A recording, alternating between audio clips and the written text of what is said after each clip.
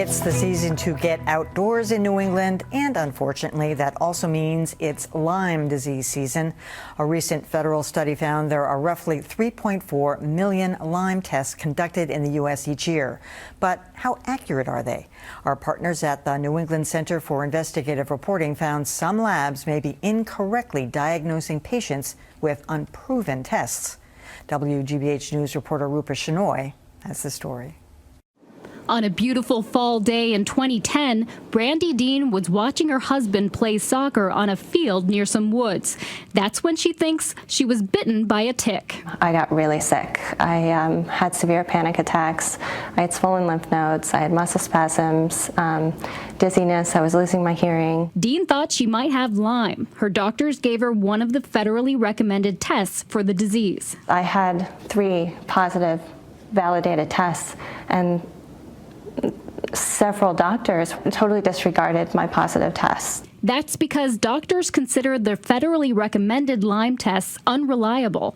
Since Dean didn't have the telltale sign of Lyme, a rash that looks like a bullseye, she was told she probably didn't have the disease. It was awful. I just felt ignored, completely ignored by the medical community. Dean ultimately found a doctor willing to treat her for Lyme, but other patients with uncertain test results aren't so lucky, leaving them frustrated and miserable. I understand why people who may have gone to their primary care physician and been tested by the traditional method who are negative are desperate to try to be diagnosed. Andrew Onderdonk speaks from experience. The Harvard pathology professor was diagnosed with Lyme disease in 2012 using one of the federally recommended tests. In my case, it was easy because I had such a positive test result that it wasn't ever an issue. I probably would have sought additional tests for Lyme disease if I thought that's what I had. Some frustrated patients seek out doctors willing to use tests that haven't gone through a full federal review. Those unvalidated tests can be even less reliable than the recommended tests.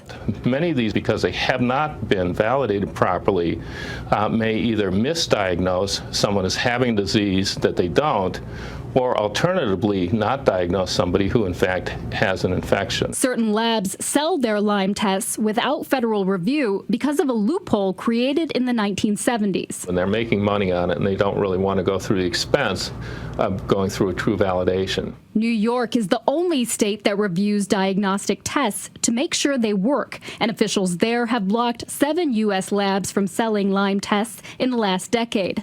They include one company cited for quote-unquote substandard scientific practices, and another owned by a man convicted in a medical research fraud case. Both labs tell NECIR they stand by their tests.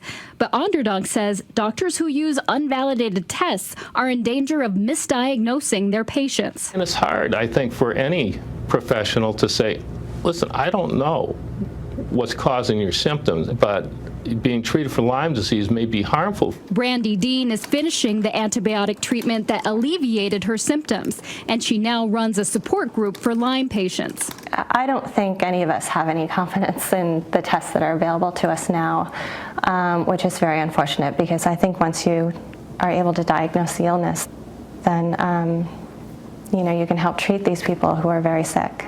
Until then, Dean says there will be more stories like hers. Rupa Shenoy, WGBH News.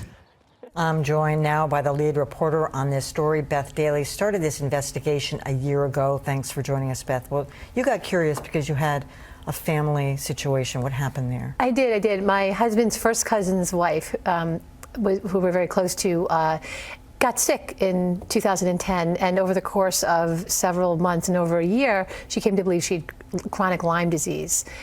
She unfortunately took her own life in 2012. And the question, it was a very sad, tragic case, as you can imagine, but there was always this question if she really had Lyme. Andrea herself would question it sometimes because the testing, some tests said she did, but most of the tests said she didn't. So she did test at one point positive for it? She did, but it was by using a test that was not federally recommended. Okay, so if some of these doctors are saying that these federally regulated tests are unreliable, why are they recommended? The federally recommended tests are not perfect. No test is perfect. You're always going to miss some people who have the disease and tell people they have the disease who don't have the disease.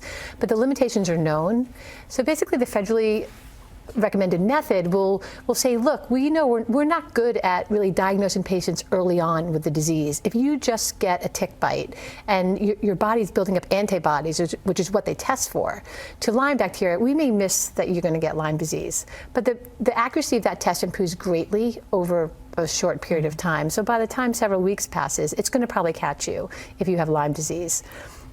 Unfortunately, unvalidated tests never have gone through that sort of independent scientific review, being vetted by the scientific community. So it's basically people or the public or doctors have to trust a lab's word if the test is correct. Why is this such a hot potato? We couldn't even get a single doctor. We tried 10, 20, 30 people to come on today to talk about this. Why is it? Because, I mean, is there this whole gray area where doctors are skeptical about Lyme disease, period? Yeah, no, it's really interesting. It is, when I first said I was going to look into Lyme disease, I was actually at Andrea's funeral, and there are hundreds of people there. And it became clear to me how controversial it is, and I soon delved into it when I was still a reporter at the Boston Globe looking at Lyme disease, and it is so controversial. I mean, doctors actually have trouble with bodyguards sometimes. It's absolutely true. Yeah. And it's because of this. It's because many, many people are sick. No one denies that. They're very, very sick. They don't know what they have, but because ticks are becoming such a big problem, they wonder if they got bit by a tick, because they're no bigger than a period at the end of a sentence, so it could bite you and you never know it. They say, I'm sick. The symptoms are very sort of vague. They go to the doctor. The doctor says, we'll test you with these federally recommended tests. They're not perfect, but the best we have. They get a negative result. They say, what do I have? The doctor says, I don't know, but you're actually kind of depressed and anxious, because who isn't when you're really sick? Why don't you go see a psychiatrist? Why don't you go see and people feel, and I've talked to literally scores of them, feel completely alienated by that response. It's not like, let's try to find out what's wrong with you. The doctor says, I don't know, let's treat what you do have. And the patients get very upset and they feel isolated. They then go looking elsewhere for an answer. Who wouldn't, right? And they find this parallel medical world that exists today, filled with a group of doctors who call themselves Lyme literate doctors, who are willing to listen to patients, really try to understand them. Problem is, not all of them are great, and some of them use tests that are not validated. So it's sort of a murky world, because there's not a yes or no answer. Wow. Yeah. It is very confusing. All right, well, let's hope nobody gets it this summer. Yeah, exactly. And their pets, too. That one they seem to be able to treat more easily. Yeah, there's a vaccine for pets, right. but not. Beth Daling, thanks so much for coming. Thanks for having me.